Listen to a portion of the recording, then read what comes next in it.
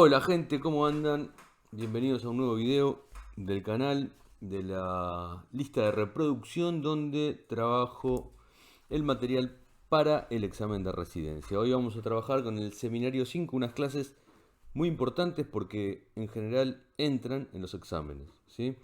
Del seminario 5 tenemos la clase 8, 9, 10, 20, 22 y 23 que vamos a pasar a trabajar por orden, una por una, ¿sí? Tal como lo piden para el examen.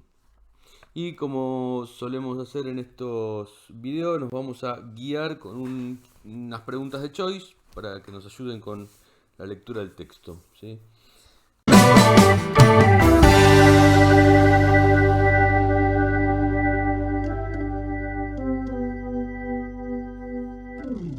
Como siempre, pueden detener el video si lo necesitan para volver a escuchar. Y esa es una gran ventaja de estos videos. Así que bueno, vamos a comenzar ya mismo con el capítulo 8.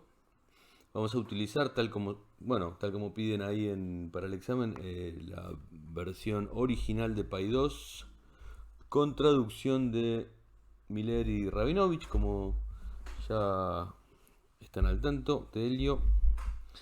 Así que bueno, vamos a comenzar con este seminario, ¿sí? Con estas clases, que son algunas clases del seminario. El capítulo 8 se llama, vamos a utilizar y tener en cuenta los títulos que le pone en esta edición el editor, porque tienen que ver con lo que piden para el examen. Este capítulo 8 se llama La forclusión del nombre del Padre, con lo cual estos son capítulos famosos del seminario 5 donde Lacan trabaja estos temas. Vamos a ir avanzando de a poquito. Entonces, este capítulo 8 es la forclusión del nombre del Padre. Vamos a comenzar ya mismo con la primera pregunta, que dice así. Según Lacan, en el seminario 5, ¿cuál es la constancia que considera fundamental? ¿Sí? La constancia que considera fundamental entonces Lacan, en esta clase del seminario 5, en el capítulo 8, es la importancia del lenguaje y de la palabra. O sea que Lacan dice acá que considera fundamental la importancia del lenguaje y la palabra.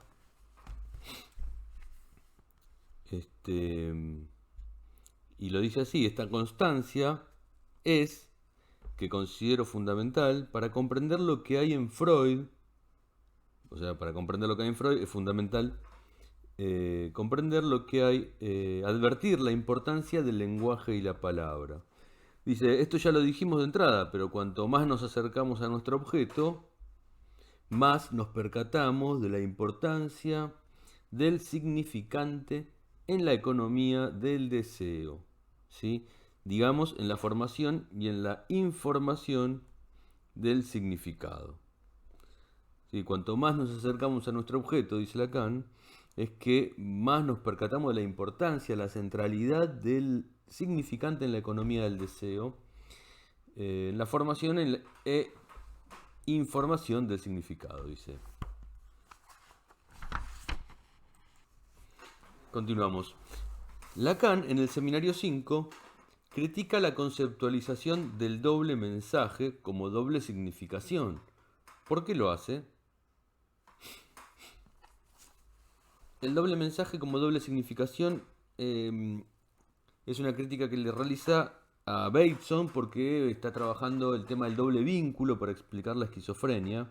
No sé si recuerdan, pero Bateson para esa época ya está presentando la esquizofrenia y el tratamiento de la relación que se establece en la base de la esquizofrenia como sistema de comunicación. Entonces Lacan critica esta conceptualización del doble mensaje como doble significación. ¿Por qué lo hace? Porque porque Bateson en esa teoría ignora lo que el significante tiene de constituyente en la significación. O sea que la crítica de Lacan apunta justamente a que en la teoría de Bateson se ignora lo central del significante, lo constituyente del significante para la significación, ¿sí? Eso es lo que critica Lacan entonces, porque bueno, justamente son teorías distintas, ¿sí? Entonces, bueno, se sirve de esta crítica para dar cuenta de lo central, de lo fundamental del significante. Bueno, continuamos. Lacan en el seminario 5. ¿A qué denomina ley? ¿A qué denomina ley Lacan en el seminario 5? Y dice así, la respuesta es que a lo que se articula propiamente en el nivel del significante, a saber, el texto de la ley.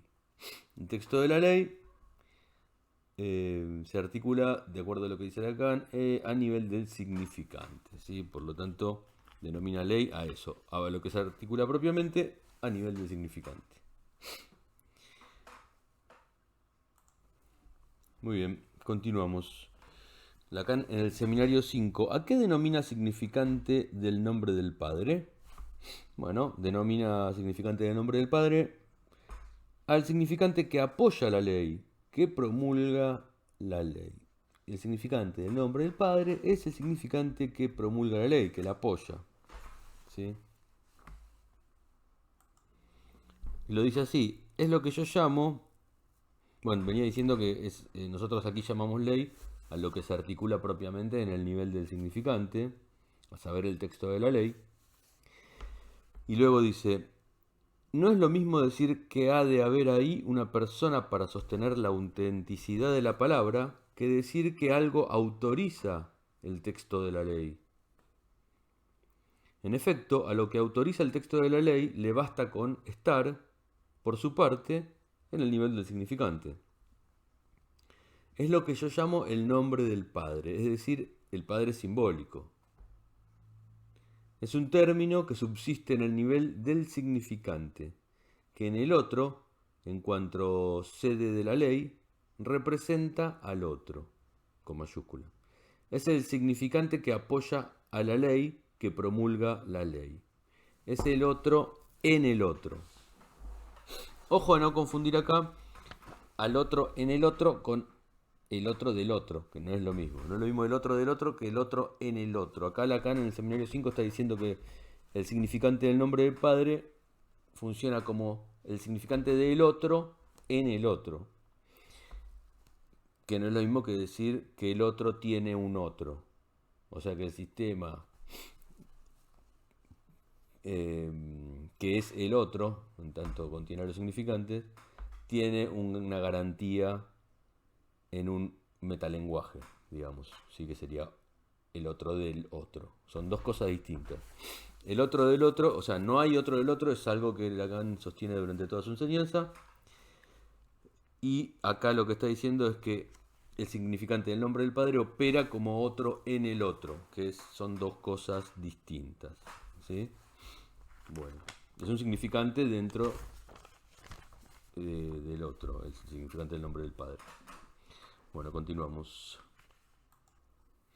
Seguimos entonces. Según Lacan, en el seminario 5, ¿quién es el Padre muerto en tanto nombre del Padre? Bueno, acá dice Lacan entonces que el Padre muerto en tanto nombre del Padre es el Padre simbólico. El Padre simbólico. Siguiente. Lacan en este seminario diferencia Verwerfung de Verdrangung. ¿Qué dice con respecto a la Verdrangung?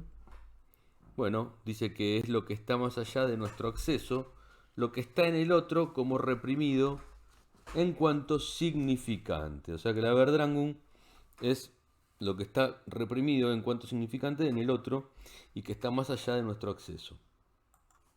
Porque la Verwerfung es la... a ver, ¿dónde estamos? La Verdrangung. Es la represión, ¿verdad? Seguimos. Esto está introduciendo para diferenciarlo de la forclusión, ¿no? Estos términos. Lo pueden ver en la página 150 todo esto.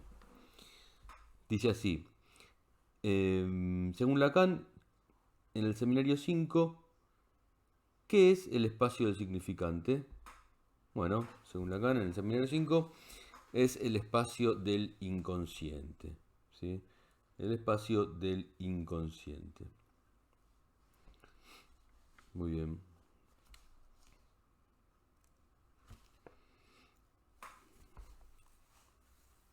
Siguiente.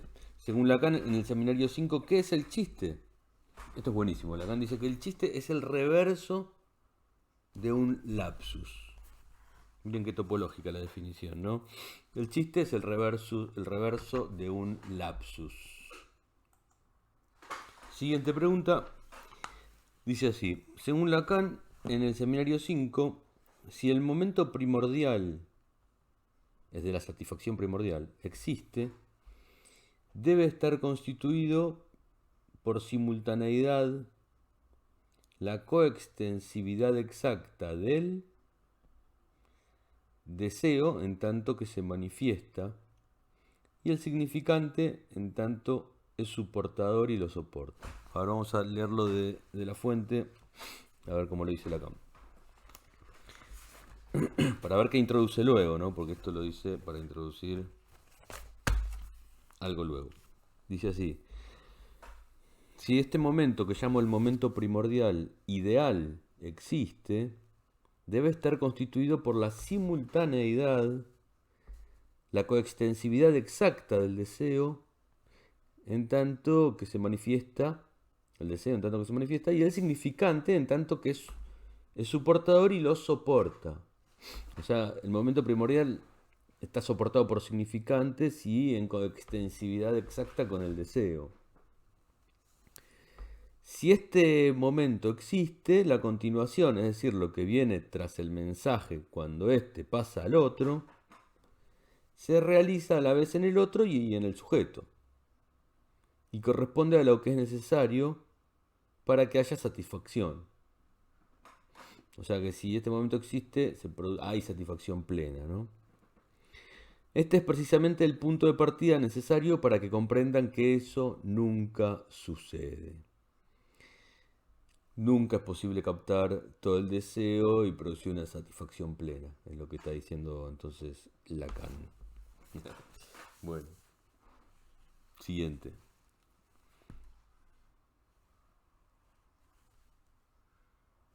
Según Lacan en el seminario 5, ¿qué hay además del código en el punto A? Estamos hablando del grafo, ¿sí? El punto A del grafo. Esto está en la página 153. ¿Qué hay además del código en el punto A? Bueno, además del código tenemos a la ley, las prohibiciones, el super yo, ¿sí? Todo eso. Está la ley, están las prohibiciones, está el super yo, etc. Muy bien. Dice, para comprender cómo están edificados estos diversos niveles, es preciso comprender que ya en el nivel más radical, tan pronto le hablas a alguien, hay un otro con mayúscula.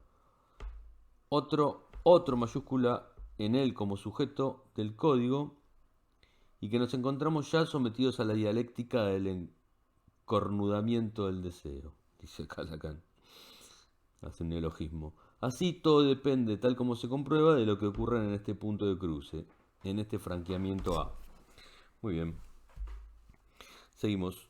Según Lacan, en el seminario 5, ¿de qué dependerá toda satisfacción posible del deseo humano? Bueno, va a depender de la conformidad entre el sistema significante en cuanto está articulado en la palabra del sujeto y el sistema significante basado en el otro como lugar y sede del código, ¿sí? O sea que toda satisfacción posible del deseo humano va a depender de la conformidad entre el sistema significante en cuanto articulado en la palabra del sujeto y el sistema significante basado en el otro como lugar y sede del código, ¿sí? Bueno, seguimos. ¿En qué dimensión se desarrolla la agudeza? Pregunta esta pregunta, de acuerdo a este seminario de Lacan. ¿En qué dimensión se desarrolla la agudeza? ¿Sí? La agudeza se desarrolla propiamente en la dimensión de la metáfora. Es decir, más allá del significante, en tanto que con él tratas de significar algo y a pesar de todo siempre significas otra cosa. Bien. Entonces en la dimensión de la metáfora. Siguiente. Según Lacan en este seminario, ¿qué quiere decir con la dimensión de la metáfora? Bueno, con el significante tratas de significar algo y a pesar de todo siempre significas otra cosa. Esto que les leía recién. Muy bien, siguiente. La dimensión del otro, además de ser la sede del código, ¿cómo interviene? La dimensión del otro, ¿cómo interviene además de ser la sede del código? Bueno, interviene como sujeto. ¿Sí? Dice así, como ustedes ven, aquí la dimensión del otro, con mayúscula, se amplía por poco que sea. Y en efecto ya no es solo la sede del código, sino que interviene como sujeto, admitiendo un mensaje en el código y complicándolo. O sea que ya está en el nivel de quien constituye la ley propiamente dicha, pues es capaz de añadir esta ocurrencia, este mensaje, como suplementario, es decir, como algo que designa por sí mismo el más allá del mensaje. Bueno, perfecto. Según Lacan, en el seminario 5, ¿qué es el tú con mayúscula? Tú con mayúscula. Y responde acá que es el significante de la llamada al otro con mayúscula. La palabra tú es el significante de la llamada al otro. Este tú es absolutamente esencial en lo que he llamado en diversas ocasiones la palabra plena, dice Lacan. La palabra como fundadora en la historia del sujeto. El tú de tú eres mi maestro o tú eres mi mujer. Este tú es el significante de la llamada al otro. Y les recuerdo a quienes tuvieron a bien seguir toda la cadena de mis seminarios sobre la psicosis, el uso que hice de él, la demostración a la que traté de dar vida ante ustedes de la distancia que hay entre tú eres quien me seguirás, con una S, y tú eres quien me seguirá. Lo que ya entonces abordaba para ustedes. Algo en lo que traté de ejercitarles es precisamente lo mismo a lo que voy a referirme ahora. Ya le di su nombre. Muy bien. Perfecto. Según Lacan en este seminario, ¿qué exige la invocación? ¿Qué exige la invocación? Seguimos en esta parte. Dice que la invocación exige que yo haga depender mi deseo de tu ser. Te llamo a entrar en la vía de este deseo de una forma incondicional. ¿Sí? Dice la invocación, por supuesto, que se produce cuando, por ejemplo, aparece esta frase, tú eres quien me seguirás, te invoco, te otorgo ser aquel que me seguía. ¿Sí? Suscito en ti el sí que dice soy tuyo, me consagro a ti, yo soy quien te seguirá. Bueno, entonces dice acá que la invocación, por supuesto, exige una dimensión muy distinta, a saber que yo haga depender mi deseo de tu ser, en el sentido de que te llamo a entrar en la vía de este deseo, cualquiera que pueda ser de una forma incondicional. Es el proceso de la invocación. ¿Sí? Esta palabra significa que apelo a la voz, es decir, al soporte de la palabra. La invocación. Según Lacan en este seminario, toda estructura subjetiva, sea cual sea, es estrictamente equivalente a cualquier otra. ¿Desde qué punto de vista? ¿Desde qué punto de vista entonces toda estructura subjetiva es equivalente a cualquier otra? Bueno, desde el análisis subjetivo, justamente. Desde el análisis subjetivo, toda estructura es equivalente a cualquier otra. Fíjense lo que dice acá, está diciendo que toda estructura subjetiva, estructura clínica entiendo yo que está refiriéndose a las estructuras clínicas, que todas son iguales, cualquiera es igual una a la otra desde el punto de vista subjetivo, desde el punto de vista del análisis subjetivo.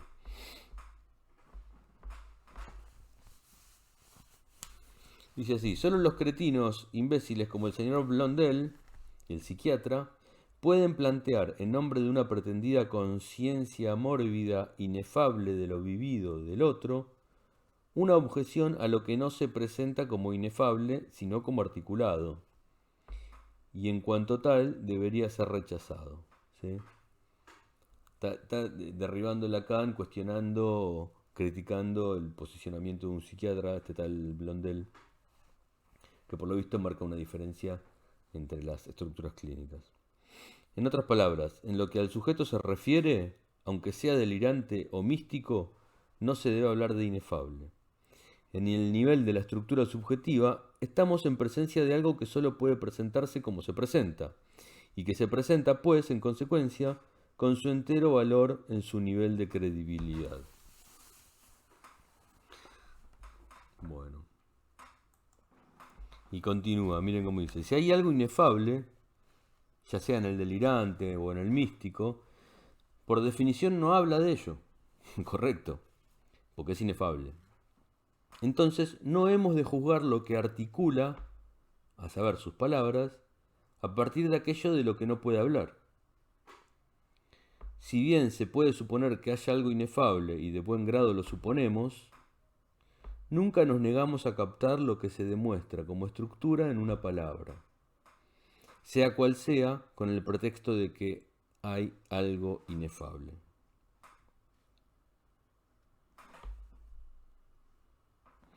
Bien, fíjense qué buena instrucción clínica da Lacan acá sobre cómo comportarse ante alguien y no emitir un prejuicio en cuanto a lo inefable. Dice que hay que centrarse en lo que dice, no en lo que se supone que no dice. Es interesante. Bueno, continuamos. Muy bien, seguimos entonces.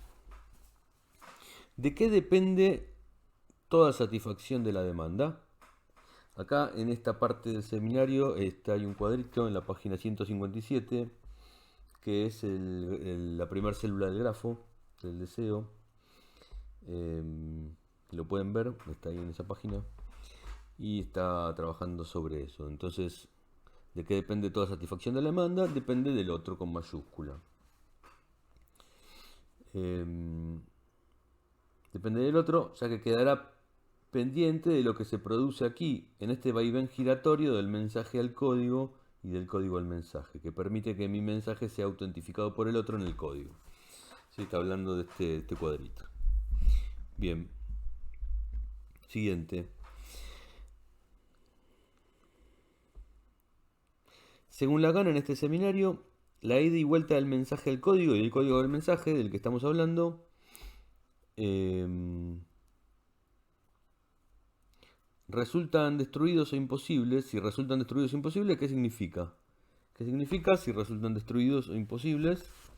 Y bueno, significa que el significante del nombre del Padre está ausente. Justamente, vamos a leerlo porque es importante. Dice, observen atentamente el esquema que está detrás de mí, que es esta célula que les comentaba recién. Y supongan simplemente que este Verworfen, por lo que de cualquier forma pueda corresponder en el otro a ese nivel, que llamo el nombre del Padre, el cual encarna, especifica, particulariza lo que acabo de explicarles, a saber, representar el otro en el otro al otro, en tanto que le da su peso a la ley. Pues bien, si suponen ustedes la Verwerfung del nombre del Padre, es decir, la forclusión del nombre del Padre, es decir, que este significante está ausente, verán que los dos vínculos que he enmarcado, la ida y vuelta del mensaje al código y del código de mensaje, resulta de esta manera destruidos o imposibles. Si se corta ese circuito, si está forcluido el nombre del Padre, que legaliza la estructura. ¿Sí? Dice, esto les permite trasladar a este esquema los dos tipos fundamentales de fenómenos de voces que experimenta Schreber en sustitución de este defecto, de esta falta. Precisaré que si este hueco o este vacío aparece es porque ha sido evocado al menos una vez el nombre del Padre, por lo que ha sido llamado en un momento dado en el nivel del tú de la invocación, era precisamente el nombre del Padre, en cuanto capaz de admitir el mensaje, y por ese motivo, garante de que la ley se presente como autónoma. Este es el punto del vuelco, del viraje, que precipita al sujeto en la psicosis. Y dejo de lado por ahora cómo, en qué momento y por qué, que es lo que trabaja de una cuestión preliminar, ¿verdad? Pero claro, cuando se llama al actuar a funcionar el nombre del Padre y está fluido, es que se precipita la psicosis, de acuerdo a lo que dice acá Lacan, ¿sí? Continuamos entonces en esta línea. Según Lacan, en el seminario 5, en Schreber, ¿qué son los elementos originales del código, articulables unos con otros, donde cada palabra tiene su propio peso?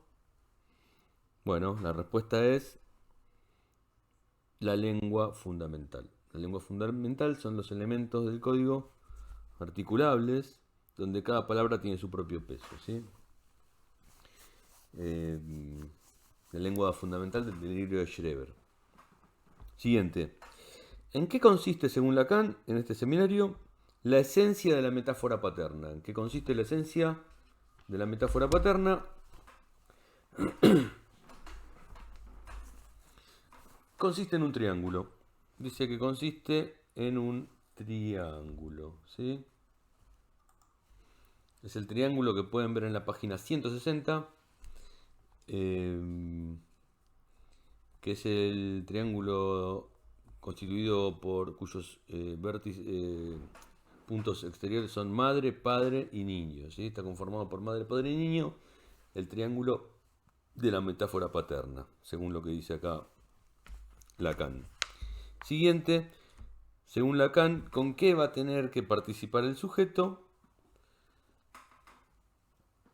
Bueno, con sus imágenes, su estructura imaginaria y todo lo que de ello se deriva. ¿Sí? Va a tener que participar entonces con eso.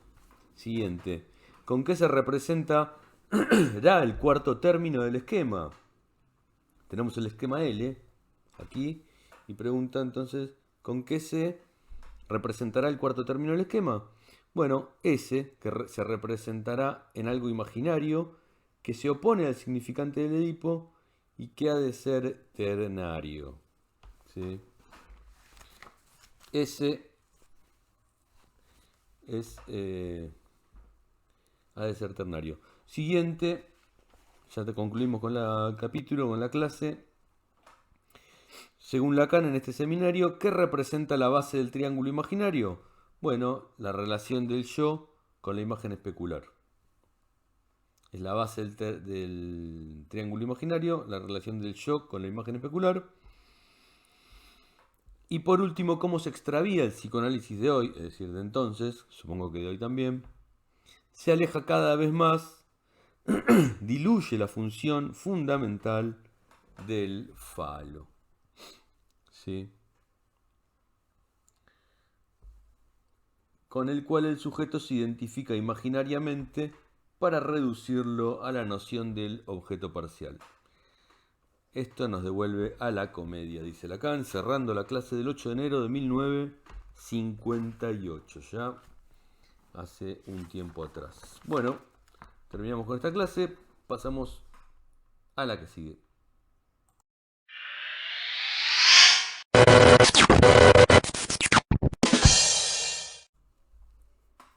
Muy bien, vamos a comenzar ahora con la clase 9, que se llama la metáfora paterna, ¿sí? La metáfora paterna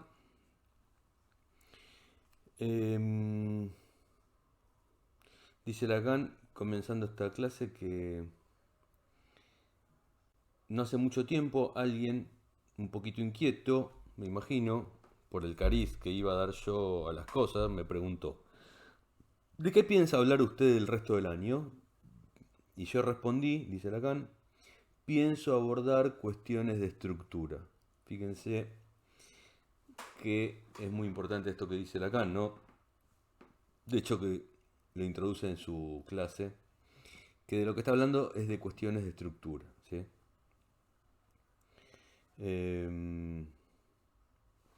Bien. Entonces, comenzamos. ¿A qué concierne la metáfora paterna? Según Lacan, en el seminario 5, estamos en la página 165, justamente, que es donde comienza la clase 9. ¿A qué concierne la metáfora paterna? Bueno, concierne, como se diría en términos de relaciones interhumanas, concierne a la función del padre, ¿sí? A la función que ejecuta el padre, y agreguemos, o quien cumpla su lugar, ¿sí? Bien. Siguiente. Según Lacan, en el seminario 5, ¿a qué afecta lo importante de la revelación del inconsciente, que es la amnesia infantil? ¿A qué afecta lo importante de la revelación del inconsciente, que es la amnesia infantil? Bueno, la amnesia infantil entonces afecta a los deseos infantiles por la madre y al hecho de que estos están reprimidos y son primordiales, ¿sí? Entonces, son primordiales. A eso afecta la represión, la amnesia infantil. La amnesia infantil entonces afecta a los deseos infantiles por la madre y al hecho de que están reprimidos, bueno, y que son primordiales, ¿sí? Siguiente. Según Lacan, en el seminario 5, ¿cuál es el primero de los tres polos históricos que distingue? Claro, porque acá empieza a distinguir tres polos históricos dice que va a situar brevemente en cuanto a la historia del análisis a propósito del Edipo, ¿sí? Va a plantear tres polos históricos. El primero de los tres polos que plantea dice que inscribe una cuestión que hizo época y que se trataba de saber si el complejo de Edipo, promovido al principio como fundamental en la neurosis, pero que en la obra de Freud se convertía en algo universal, se encontraba no solo en el neurótico, sino también en el normal. Y ello por una buena razón, que el complejo de Edipo tiene una función esencial de normalización, ¿sí? De normalización.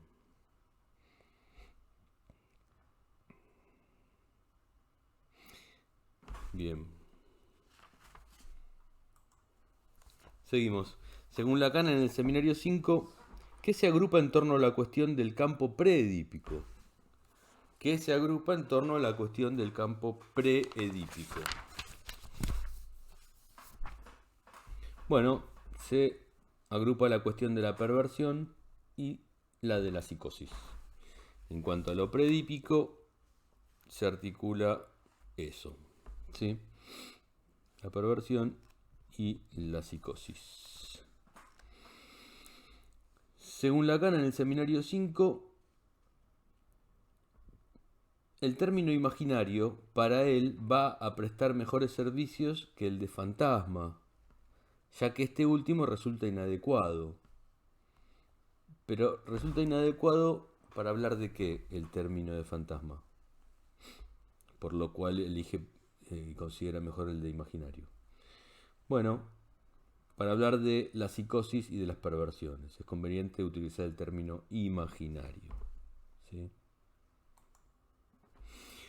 Seguimos. Lacan en el seminario 5 va a nombrar a Melanie Klein y destacar las conceptualizaciones de ella respecto de un tiempo muy precoz del desarrollo preedípico. Entre los objetos malos presentes en el cuerpo de la madre, ¿quién se encuentra precisamente? Bueno, se encuentra el padre representado en forma de pene. Entre los objetos malos presentes en el cuerpo de la madre de la teoría de Klein, en un nivel predípico, en un momento del desarrollo predípico, se encuentra el padre representado en forma de pene. Seguimos. Según Lacan, en este seminario, el complejo de Edipo tiene una función normativa, no simplemente en la estructura moral del sujeto, ni de sus ni en sus relaciones con la realidad, sino en la asunción de su sexo. ¿Sí? El complejo de Edipo tiene una función normativa en la asunción del sexo, dice acá Lacan, en el seminario 5. ¿Sí? Bueno, seguimos. Todos estos temas habría que reverlos ahora a la luz de los estudios de género. Pero bueno, vamos a estudiarlo tal como está acá, ya que es lo que ellos piden para el examen. Seguimos. Según Lacan, en el seminario 5, ¿qué es lo esencial de la función del Edipo? Bueno, lo esencial de la función del Edipo es la virilidad y la feminización, o sea que aportan esa asunción del sexo, la virilidad y la feminización. Eso está en la página 170, lo pueden chequear si quieren con mayor profundidad. Siguiente. Según Lacan en este texto, ¿cuáles son los tres polos en los que gira el complejo de Edipo? Bueno, los tres polos en los que gira el complejo de Edipo son super-yo, realidad e ideal del yo. ¿Sí? El complejo de Edipo entonces gira en torno a tres polos que son el super-yo, la realidad y el ideal del yo. Lo dice así Lacan. Todo gira alrededor de tres polos. El Edipo en relación con el super-yo, en relación con la realidad y en relación con el ideal del yo. ¿Sí? El ideal del yo porque la genitalización, cuando se asume, se convierte en elemento del ideal del yo. La realidad porque se trata de las relaciones del Edipo con las afecciones que conllevan una alteración de la relación con la realidad, perversión y psicosis. ¿Sí? Bueno. Seguimos entonces. Según Lacan en este seminario, en el nivel de la realidad, ¿qué se comprueba por la experiencia? Bueno, en el nivel de la realidad se comprueba por la experiencia que el Padre existe incluso sin estar.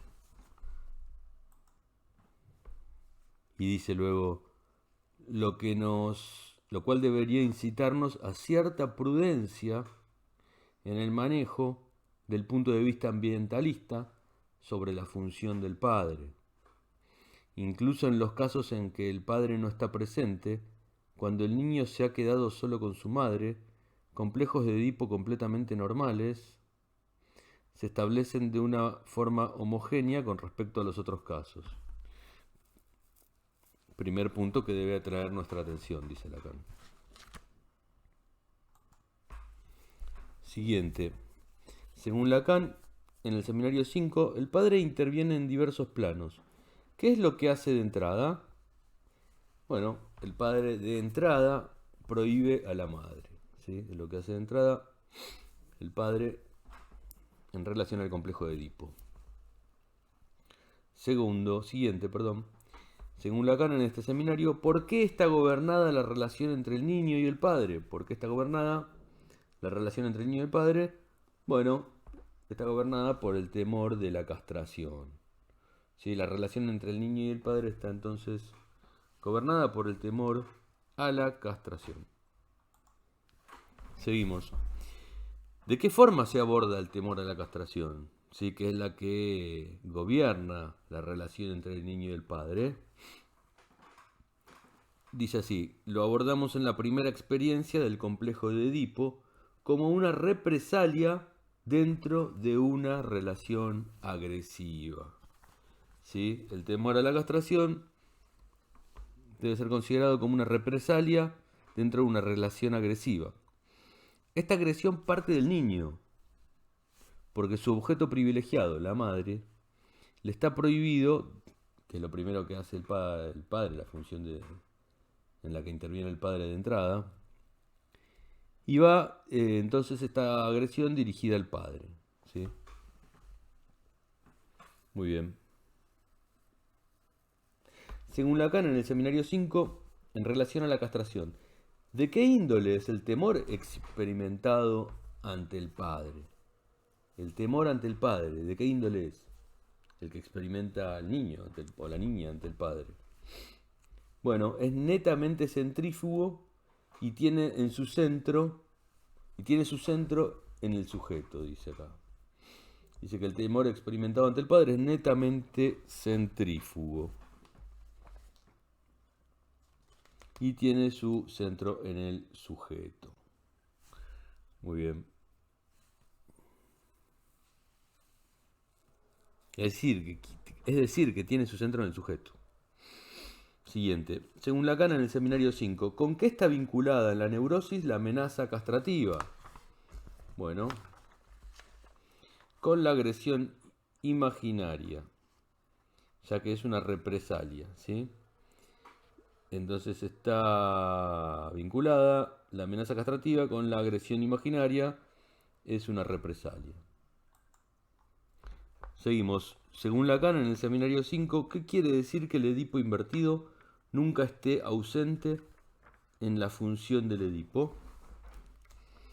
Esto quiere decir que el componente de amor al padre no se puede eludir. El componente de amor al padre no se puede eludir. Siguiente. En el seminario 5, ¿cómo dice que son Lacan la identificación y el amor? ¿Cómo dice que son la identificación y el amor? Bueno, dice que están vinculados y que son absolutamente indisociables. La identificación y el amor.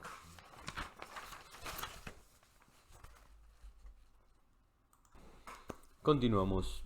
Según Lacan en este seminario, ¿con respecto a qué es la prohibición del padre? ¿Con respecto a qué es la prohibición? Bueno, la prohibición que realiza, que ejecuta el padre, es con respecto a la pulsión real, dice acá Lacan. ¿Sí? En la página 176 lo pueden chequear. Es respecto a la pulsión real. Seguimos. Según Lacan en este seminario, ¿de qué se trata la amenaza de castración? Bueno, se trata de la intervención real del padre con respecto a una amenaza imaginaria.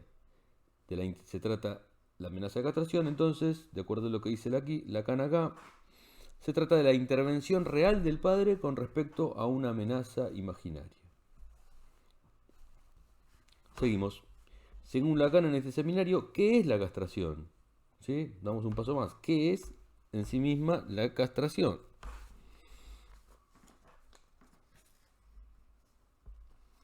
Dice, la castración es un acto simbólico, dice Lacan, cuyo agente es alguien real, el padre o la madre, que le dice, te lo vamos a cortar y cuyo objeto es un objeto imaginario. Si el niño se siente cortado, es que se lo imagina. Observen que es paradójico. Podrían ustedes objetarme, este es propiamente el nivel de la castración y dice usted que el padre no es tan útil. Esto es algo que digo, eso es lo que digo, pues sí. Por otra parte, ¿qué es lo que prohíbe el padre? Pregunta Lacan. Este es el punto de donde hemos partido, prohíbe la madre. ¿Sí? En cuanto a objeto, es suya, no es del niño. En este plano es donde se establece, al menos en una etapa, tanto en el niño como en la niña, aquella rivalidad con el padre que por sí misma engendra una agresión. El padre frustra claramente al niño de su madre. ¿Cómo es que frustra al niño de su madre? Porque el padre interviene como provisto de un derecho para hacerlo, no como un personaje real, ¿sí? Aunque no esté ahí, aunque llame a la madre por teléfono, por ejemplo, el resultado es el mismo. Interviene como un personaje, como provisto de un derecho, ¿sí? Aquí es el padre en cuanto simbólico el que interviene en una frustración. Acto imaginario que concierne a un objeto bien real, la madre, en tanto que el niño tiene necesidad de ella, ¿sí? Bien, seguimos. Y finalmente el tercer nivel, el de la privación, que es sobre lo que trata la siguiente pregunta. El nivel de privación interviene en la articulación del complejo de Edipo, ¿sí?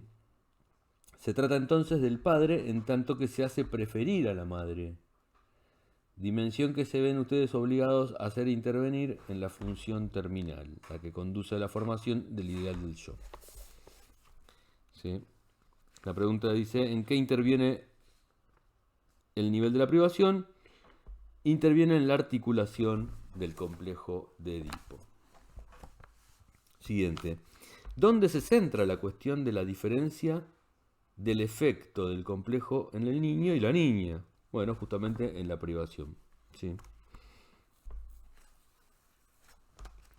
La diferencia del complejo de Edipo en el niño y la niña se centra en la privación. Según Lacan, ¿cómo es asumida la virilidad en el niño? Mediante la identificación con el padre. ¿Sí? Mediante la identificación con el padre. Siguiente. ¿Qué se produce en la niña en la medida en que el padre se convierte en el ideal del yo? Bueno, se produce el reconocimiento de que ella no tiene el falo. Se produce el reconocimiento de que no tiene el falo. Y, según Lacan en este seminario, ¿qué es el padre en el complejo de Edipo? El padre justamente es una metáfora en el complejo de Edipo. ¿Sí? El padre es simbólico. Es eso, es una metáfora. ¿Sí? Bueno. Siguiente, según Lacan en este seminario, ¿qué es una metáfora? Ya lo hemos dicho, es un significante que viene en lugar de otro significante. ¿Sí? Esto lo hemos especificado, pero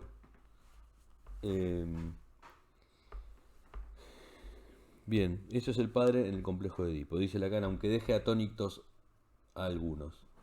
Claro, en ese momento decir estas cosas era muy innovador. Siguiente. ¿Cuál es el único mecanismo de intervención del padre en el complejo de Edipo?